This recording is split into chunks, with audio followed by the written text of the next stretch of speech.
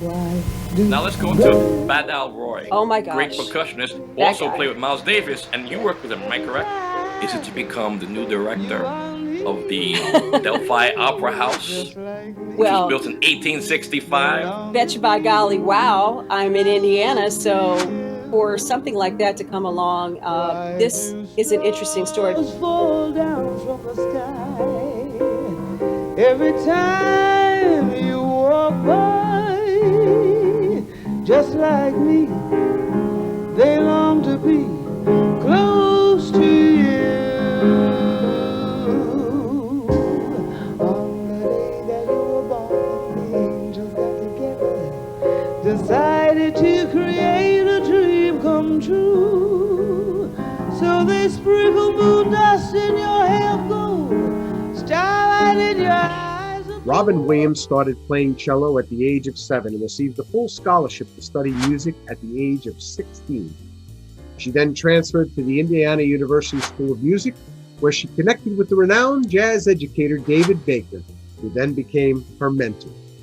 As a cellist in New Orleans, she recorded string tracks on several album projects for artists like Better Than Ezra, the Cajun Ramones Mamou, and contemporary jazz orchestra from Marvin Williams, with whom she won BET Jazz Discoveries in 1997.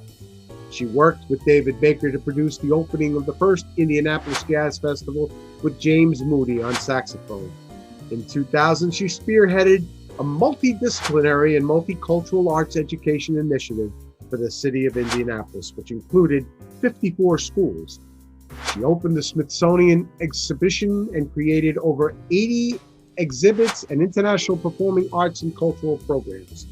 She hosted Barack and Michelle Obama for the Today Show at the Arts Center and spearheaded a new cultural center for Fulton County, Atlanta, where she created exhibitions for the Brazilian photographer Linda Costa. She presented a 20-year-long curatorial exhibition project on the OSOGBO School of Art in Nigeria. In 2017, she finished her master's in ethnomusicology and ethnography. And for the Tricentennial of New Orleans, she published her resulting research as a book, Rhythm, Ritual, and Resistance. Africa is Alive in the Black Indians of New Orleans. She installed the book at the Smithsonian's Library in the National Museum of African Art in 2018, and in 2019 created an exhibition based on that book alone. Ladies and gentlemen, we bring you Miss Robin Williams. Later on, when I went to study with Dave Baker, I kind of like wanted to live out my jazz dreams on the cello. You seem to have had a lot of interaction with the Marsalis family in New Orleans. You worked with Ellis, Jason. Were they easy to work with? I'm going to reserve my answer. Uh-oh. we got to see Miles's last performance, so I'll never forget that because Sure. at the time we didn't know it was Miles's last performance, but that's what it ended up being. Because I know you have a degree in ethnomusicology. Ethnography is a function of ethnomusicology, meaning that if you're studying the music of world culture and how music reflects what that culture, the meaning of that culture, or adds to, it's a reflection of the meaning of the culture. Right. Then in order to go in and actually document that, that's the ethnography part of it. Now you're dovetailing right into your book, Rhythm, Ritual, and Resistance. Exactly. Africa is alive in the Black Indians of New Orleans. I've been initiated in Yoruba Ifa and also in Indian meditation and spirituality. Yes. And I know you work with a Cuban percussionist, Alexi Marti. Yes. How was that? Well, it's funny. We met it. He started out with Iakere. So Yeah. he came up within, very traditional Santero kind of environment because his family was all, involved. And so as a percussionist, he learned very young. And also, I have played in Cuba 3 times. I went 3 years in a row to play in Cuba, in Veradero and Havana. So how did you feel about your experience there? I'm just curious. I loved it. I loved it. I can't say I'm a great fan of communism, Okay, but right? I love the people. Um, I saw some extreme uh, happiness and elation that they Yes. find in their music and dance. But I also saw some extreme poverty that I didn't like. Well, you see that You in New know, Orleans too. of course. You know, it And I'll is. tell you, I'm gonna tell you something. One more thing I'll say. There's a lot of, we call it Afro-Cuban jazz all over the place. Musica rumba. Rumba is everywhere. Rumba, yeah. Yeah, rumba. But the music that hit my heart is when people were just playing congas and all percussion and chanting these Yoruba chants. Hmm. Ooh, So that's I why felt it. there's That's what I was like, whoa. there's an intimate connection between New Orleans and Cuba because of the retention again of African music. And so taking the music of the Bata and then Yeah, translating that Orisha music to the congas is a, that's just how it kind of, and they still play Bata in Cuba. right. Oh Um, yeah, oh yeah. especially for religious ceremonies and things like that. But that's how Alexa came up. And so when he walked into my house, I'll never forget this. He didn't speak very much English. His Hmm. wife was translating, but he looked up and he saw a painting that I had done of Oshun. Hmm. And he said, he got Ah, so excited. He says, Oshun. And I said, yeah. exactly. And he says, we're going to be okay. Yes, So yes. He there knew. was Yeah, already a common thread with our and spirituality. He simpatico. understood. Yeah, there was a Sure. simpatico that was immediately there. And over the years, he has just blossomed and bloomed and done so many beautiful things. He was up for a Grammy last year. He's done 2 albums and he's working on a third. And we've got him playing at the Atlanta Jazz Festival that's coming up in September. They had Oh, to, good. they had to take the festival and move it back because it's the largest free jazz festival in the United States. Um, but they had to shift it back from the end of May to Labor Day weekend. So we're looking forward to that performance. I know that there's going to be a lot of great people there that will Mhm. enjoy and appreciate his music and work. Are you going to perform in it as well? Maybe, maybe. I don't know. He's Don't always asking me to go hide. sing, Don't but hide.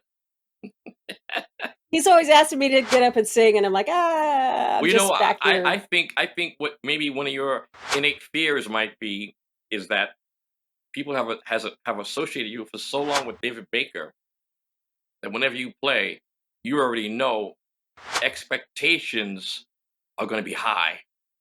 You're like, I'm hey, not, David Baker, boom, check her out. Let's hear what she's going to do. You know? but it's interesting. A lot of people in the South don't know who David Baker is. Okay. They don't really know him like that. Uh, with Alexei, I've not played cello, but I have sung with him on some other Okay. things. Yeah. Now let's go into Badal Roy, Oh my great gosh, percussionist, who that also played with guy. Miles Davis, and you Yeah. worked with him. Am I correct? I did. I met Badal in Indiana when I was back in Indiana in 2003. Michael Wolf actually introduced me to him. And he said, I was doing something with Michael, and he says, you know, you've got to meet Badal Roy. He's touring with me right now. And I said, oh, wow, this guy's amazing. He says, I knew you'd love him. So we immediately connected with each other. And he says, I could really use some help with my management and stuff. I said, okay, let me see what I could do to help. So we worked on a lot of different projects together. I actually brought him back to Indianapolis. We did India to Indianapolis. Ooh, Um, nice and kind of concept. these collaborations, it was Hmm. pretty hip. It was very hip. Yeah. And then I took him to New Orleans. We did a series of like a residency there with the kids at the University of New Orleans. That's before I was working at UNO. And Yeah. then also we did a residency at Snug Harbor, which is a well-known jazz club in New Orleans. Was there a restaurant in New Orleans called Dookie Chase or something? Or Yeah, Dookie Chase is pretty renowned. I've only been there once in my whole I've been life. there a few times, Really? and I will tell the world the first time I ever heard a digital recording. You know, when CDs first came out, I was in New Orleans playing, and we were in a restaurant, and they had like a CD machine. You put $1 in, Yeah. and supposedly digital sound was supposed to be so much more improved. I said, let me put an Earth, Wind, and Fire song on because I know that stuff inside out, Yeah, you and do. see if it's really better. It was. I heard subtle things that I couldn't hear on vinyl. I was like, wow, the sound Wow. was definitely superior. So that's your Dookie Chase memory? I will always remember that. The first place I ever heard a CD played was in New Orleans. But what were you eating at the time? That's the question. Wow, I can't remember that. Was it Because some- Rebbe's? Was it Jambalaya? Well, I What was had it? all of that. I remember in that restaurant, someone came to me and said, New Orleans has the biggest Mardi Gras festival in the world. I said, no, it No, doesn't. indeed. No, it doesn't. He said, where? I said, Brazil. Brazil is so big, they had to create a stadium because we're tied the city up. I said, okay, well, you're right. You're right. But It's true. And it's interesting because when I was in New Orleans, when we went back the second time, my daughter, she's a dancer. And so she danced with a thing called Casa Samba. It's a Escola de Samba Casa in, de Samba. yeah, Casa Samba. Yep, Yeah. in New Yeah. Orleans. And they've been doing this for like over 30 years now. But they wanted to have a Brazilian style samba unit. Batucada. They got all that. And Mhm. well, my daughter, I made her wait until she was 18 before she could actually dress up as a, pasista and all that kind of stuff. So I was like, you're not doing that. You're not doing Right. that. And even when you decide to do it, I'm going to design the costume. Well, in Brazil, they wear the G-strings. I know. She wasn't allowed to do that. So interestingly enough, because of her Native American background, we ended up doing like a Mardi Gras Indian. Okay. Pasista. Sure, the whole sure. costume with the headdress, and it had like all this fur coming down from it. She had like leather things in the front and the back, cover some things because I wasn't ready yet. I mean, I knew she was 18, but I was like, Mom's just not ready. Right. So I had to, walk with her and kind of like guard her. Sure. But Yeah. she's one heck of a samba dancer, and she can also do all the Afro-Brazilian, style dance. Ashe. Yeah, ashe, for real. Yeah. I wanted to ask you also, did you interact and work with Terry Gibson? He was a young man that, he died at 29 years old in New Orleans. He was a great trumpet Yes. player that supposedly embodied the spirit of Louis Armstrong, and surprisingly, he just died too soon. Well, let me tell you, Terry was very near and dear to me because he was a student that won the first ever Seeking Satch competition that we put together through the Jazz Institute. And he was a New Orleans kid. He grew up in the tradition. His dad was a trumpet player. And so there was a kid from New York that came. There were kids from all over the place that came to compete. Terry won the first one. And so we took him to Germany in 2010 when he won. And he charmed everybody over there. We had 3,000 people at the Bundeskunsthalle in Bonn doing the second line in the stadium. Whoa.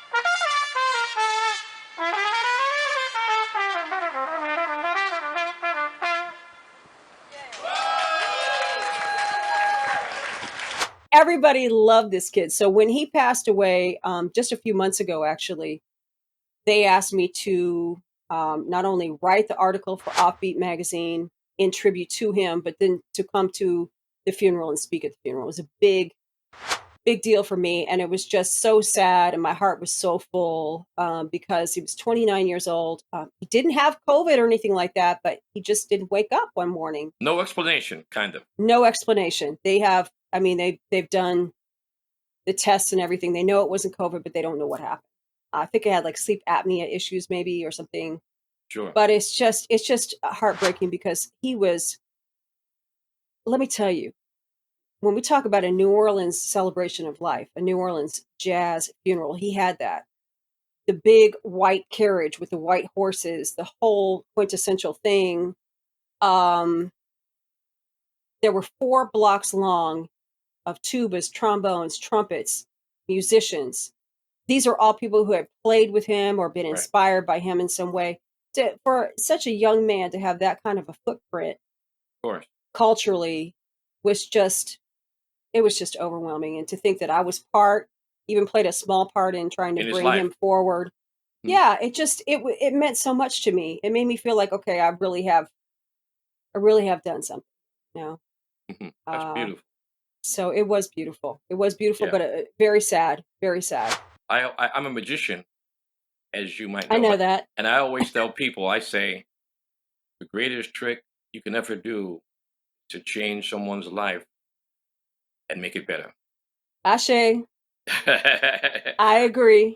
I always agree. tell people too, I say, if you keep reaching up, eventually you will grab the dream that you've been seeking. You got to keep reaching up. I agree. I agree. And you do have to keep reaching up, and I think for me, I've tried to encourage everyone that I've run across in my life and my career to do that, whether it's my family, and I feel like to me, my ancestors, and now David Baker's one of my ancestors because he's up there helping to guide me now. I Yes. totally believe all this, Mhm. and I just curated an exhibition of old photographs that I found in my family. Has been here in this area for 170 years, and to look at the women and the beautiful, just incredibly beautiful women, strong, um, just artistic. My great grandmother, my grandmother, my mother, everybody in my family was very artistic. And so I know that they're sending me Right. all of that energy and guiding me on my path. And I just have to keep going on the path, Now, is the path that they've guided you to, is it to become the new director of the Delphi Opera House, which was Well, built in 1865? betcha by golly, wow, I'm in Indiana. So for something like that to come along, this is an interesting story because this building was the tallest building in 1865 in Indiana. And it's Delphi, which is, And Delphi, Indiana. yeah, Delphi, which is like this teeny tiny town about 10-15 minutes away from Purdue University, from Lafayette. And so, Purdue is well regarded and well known all over the world for what it does as an academic institution. But Delphi Opera House, 1865, and then they actually had Marie Litta, and they had James Whitcomb Riley and all these famous singers and poets and artists come and perform. It closed down in 1914, and then it sat dormant for literally 101 years, and it was You falling apart. serious? I'm quite Serious? serious. It was falling apart. Nothing was happening there at all? It was falling apart.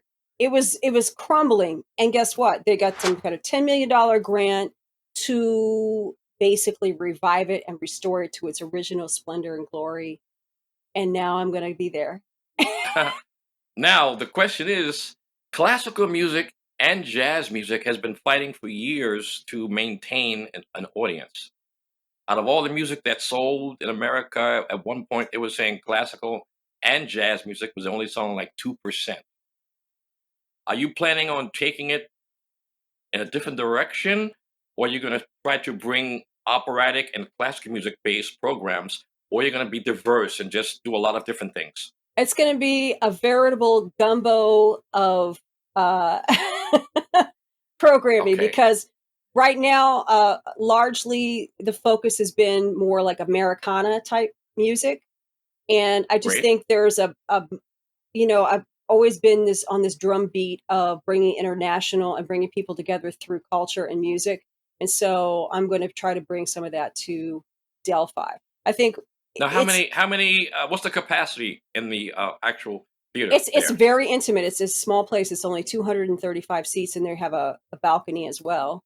So it's a very intimate experience, and so you know people come there because they like that. Good They love that. acoustics?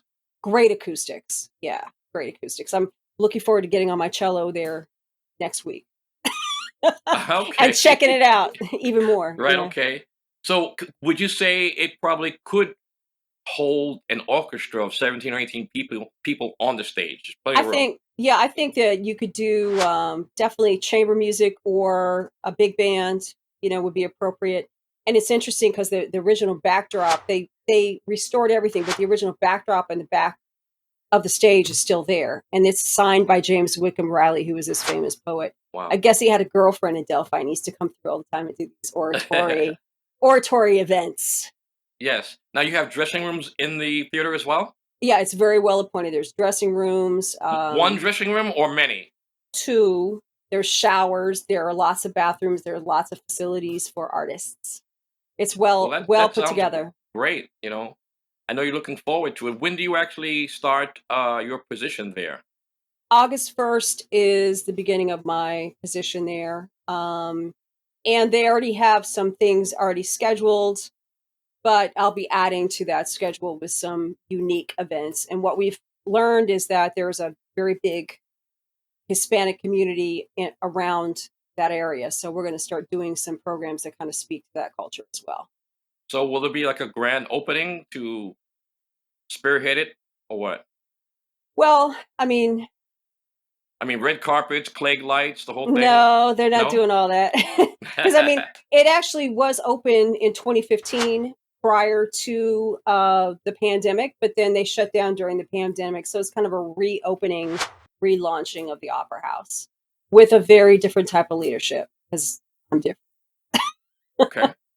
I'm Well, different. that seems very propitious. Yeah. It's going to be interesting.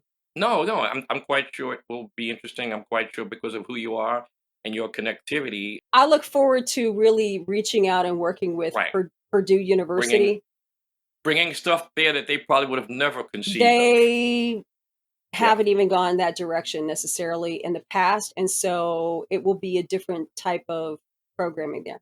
Okay, cool. So listen, I think we done talked about a whole lot of things. Yes, we have. And it's been wonderful just to catch up to you. And Yes. hopefully We've known each other for what, 20 years almost? 20 years. Wow. Haven't seen you in about 18 or 19. You look the same. I look the same. Yeah. We must be doing something right. Yeah. Well, I'm drugless, I'm smokeless, I'm drinkless. I'm kind of like on a health binge, health foods and herbal stuff. So, and music is also key for us. Music keeps the soul nourished and it keeps us young.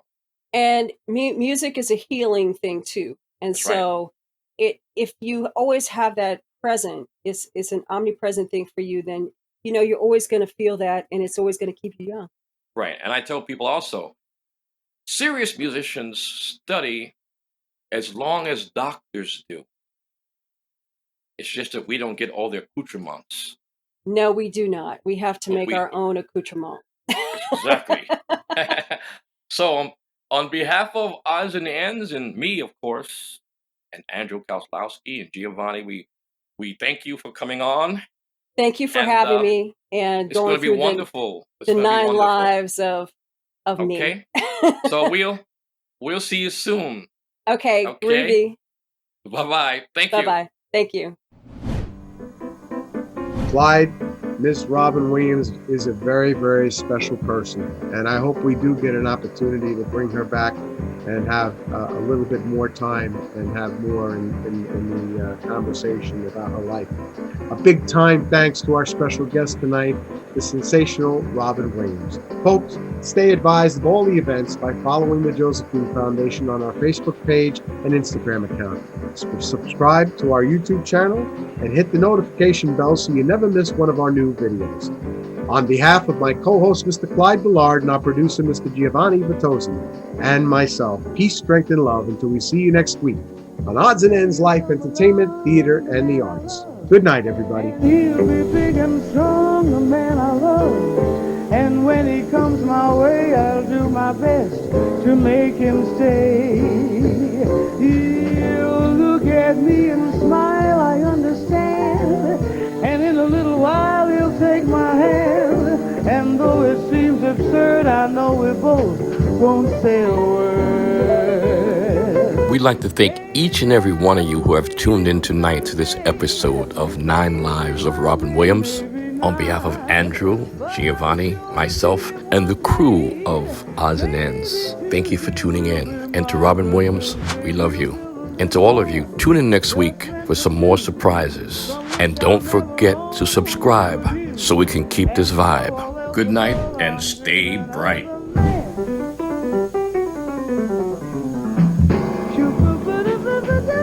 Do